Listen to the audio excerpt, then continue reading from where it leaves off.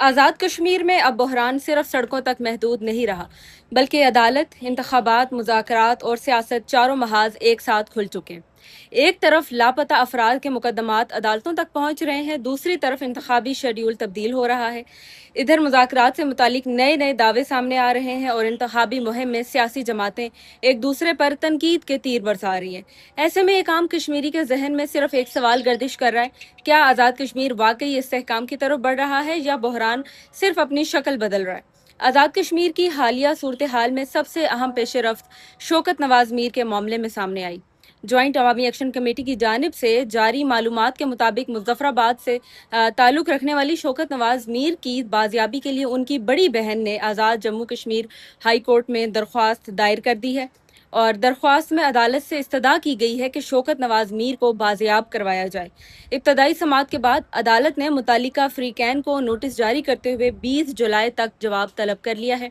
یہ پیش رفت اس لیے بھی اہم ہے کہ اب یہ معاملہ صرف سیاسی بیانات کا نہیں ہے بلکہ عدالتی کارروائی کا بھی حصہ بن چکا ہے۔ اب سب کی نظر عدالت پر ہیں کہ وہ اس کیس میں کیا فیصلہ کرتی ہے۔ دوسری اہم خبر آزاد کشمیر کے عام انتخابات سے متعلق سامنے آئی، جہاں حلقہ LA-24 سدھنوتی 2 بلوچ کے انتخابات ملتوی کر دیے گئے ہیں۔ یہ فیصلہ انتخابی امیدوار زاہد یاسین کی راولاکوٹ میں فائرنگ کے واقعے میں ہلاکت کے بعد کیا گیا۔ الیکشن حکام کے مطابق اس حلقے کے لیے نیا انتخابی شیڈول عام انتخابات کے بعد جاری کیا جائے گا، اور یہ فیصلہ انتخابی ضابطہ کار کے مطابق ایک انتظامی اقدام ہے، لیکن اس کے ساتھ یہ بھی ایک تلخ حقیقت ہے کہ انتخابی عمل پر بھی موجودہ کشیدگی کے اثرات مرتب ہو رہے ہیں۔ اسی دوران مذاکرات سے متعلق مختلف دعوے بھی سامنے آ رہے ہیں۔ صحافی عمران ریاض خان نے اپنے ولاگ میں دعویٰ کیا ہے کہ عوامی ایکشن کمیٹی 12 مہاجر نشستوں میں سے 6 نشستیں فوری طور پر ختم کرنے کا مطالبہ تسلیم کر لیا گیا ہے، جبکہ باقی نشستوں کے معاملے پر انتخابات کے بعد فیصلہ ہوگا۔ انہوں نے یہ بھی دعویٰ کیا ہے کہ عوامی ایکشن کمیٹی نے حکومت کے سامنے یہ مطالبہ رکھا ہے کہ انہیں کالعدم کہنا بند کیا جائے اور گرفتار کارکنوں کو فوری رہا کیا جائے۔ تاہم اس حوالے سے اب تک حکومت کی جانب سے کوئی باضابطہ تصدیق سامنے نہیں آئی، اس لیے ان دعووں کو حتمی پیش رفت کے طور پر نہیں دیکھا جا سکتا۔ اور اسی تناظر میں سینئر صحافی سمیع ابراہیم نے ایک اہم سیاسی سوال اٹھایا۔ انہوں نے کہا کہ اگر واقعی عوامی ایکشن کمیٹی کی قیادت کو یہ یقین دہانی کسی ایسے ادارے یا شخصیت کی جانب سے زیادہ قابل اعتماد محسوس ہوتی ہے جسے وہ بااختیار سمجھتے ہیں، تو پھر یہ ہمارے سیاسی نظام کے لیے ایک بڑا سوالیہ نشان ہے۔ سمیع ابراہیم نے عمران خان کے اس پرانے موقف کا بھی حوالہ دیا کہ پاکستان میں اصل فیصلے منتخب سیاستدان نہیں کرتے۔ اگر یہی تاثر آزاد کشمیر میں بھی مضبوط ہو رہا ہے تو یہ صرف ایک حکومت یا ایک جماعت کا مسئلہ نہیں بلکہ پورے جمہوری نظام کے لیے لمحہ فکری ہے۔ البتہ یہ ایک سیاسی تجزیہ ہے جس سے اختلاف یا اتفاق کیا جا سکتا ہے، اور اس کا حتمی فیصلہ ناظرین پر چھوڑا جانا چاہیے۔ انتخابی میدان میں بھی بیان بازی جاری ہے، اور حامد میر کے پروگرام میں صحافی اختیار ولی نے دعویٰ کیا کہ مریم نواز نے اپنی انتخابی تقریر میں آزاد کشمیر کے عوام سے کہا کہ وہ ان جماعتوں کو ووٹ نہ دے جو ان کے بقول کام نہیں کر سکتی یا مجرمانہ غفلت کی مرتکب رہی ہیں، اور ان کے مطابق اس تنقید کا رخ پاکستان پیپلز پارٹی اور آزاد کشمیر کے وزیر اعظم فیصل ممتاز راٹھور کی طرف تھا۔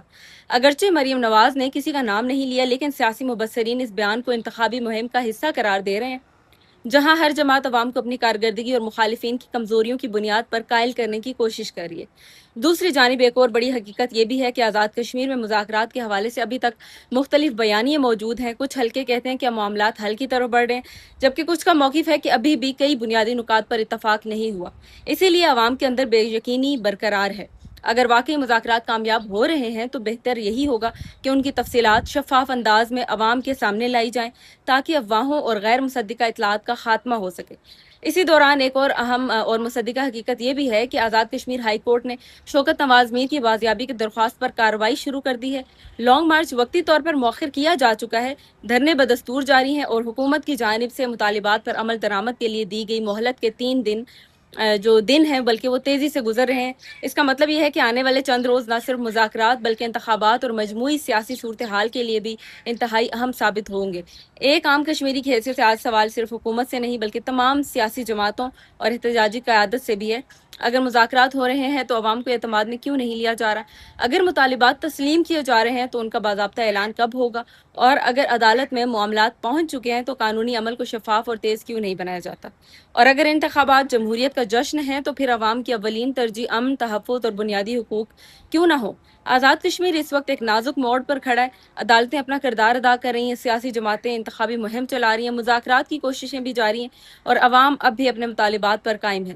ایسے میں ضرورت اس بات کی ہے کہ تمام فریق بیانات سے آگے بڑھ کر عملی اقدامات کریں، کیونکہ آخرکار تاریخ سیاسی نعرے نہیں بلکہ وہ فیصلے یاد رکھتی ہے جنہوں نے عوام کو انصاف، امن اور اعتماد دیا ہو۔ النور نیوز ٹی وی کو دیکھتے رہیے، فالو کرنا مت بھولیے گا۔ ملتے ہیں اگلی ویڈیو میں، اجازت چاہوں گی، اللہ حافظ۔